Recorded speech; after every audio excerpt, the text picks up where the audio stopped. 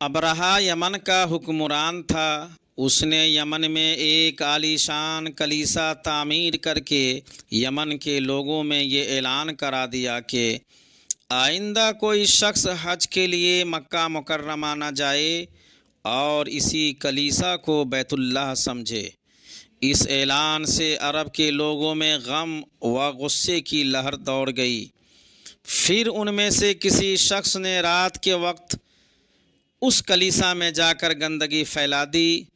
ابرہہ کو جب یہ معلوم ہوا تو اس نے ایک بڑا لشکر تیار کر کے مکہ مکرمہ کا رخ کیا۔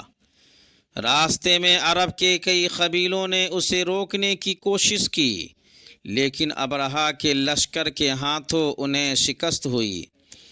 آخر کار یہ لشکر مکہ مکرمہ کے قریب ایک جگہ پہنچ گیا۔ اگلی صبح جب اس نے بیت اللہ کی طرف بڑھنا چاہا تو اس کے ہاتھی نے آگے بڑھنے سے انکار کر دیا۔ اسی وقت اس کی طرف سے عجیب و غریب قسم کے پرندوں کا ایک غول آیا اور لشکر پر چھا گیا۔ ہر پرندے کی چونچ میں 3 کنکر تھے جو انہوں نے لشکر کے لوگوں پر برسانے شروع کر دیے۔ ان کنکروں نے لشکر کے لوگوں کے جسموں کو چیر کر رکھ دیا۔ یہ عذاب دیکھ کر سارے ہاتھی بھاگ کھڑے ہوئے۔ لشکر کے سپاہیوں میں سے کچھ وہیں ہلاک ہو گئے اور کچھ جو بھاگ نکلے وہ راستے میں مر گئے۔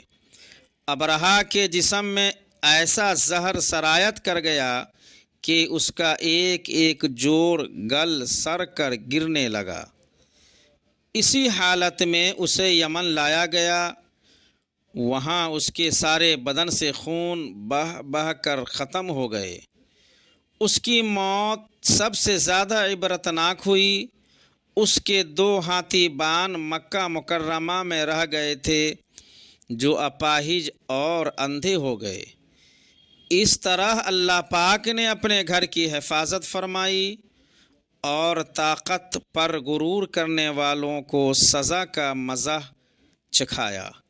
قرآن پاک کی سورہ فیل میں اللہ پاک نے اس واقعے کو یوں بیان فرمایا: کیا تو نے نہیں دیکھا کہ تیرے رب نے ہاتھی والوں کے ساتھ کیا کیا؟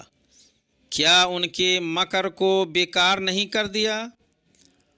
ان پر پرندوں کے جھنڈ بھیج دیے جو انہیں مٹی اور پتھر کی کنکریاں مار رہے تھے، پس انہیں کھائے ہوئے بھوسے کی طرح کر دیا۔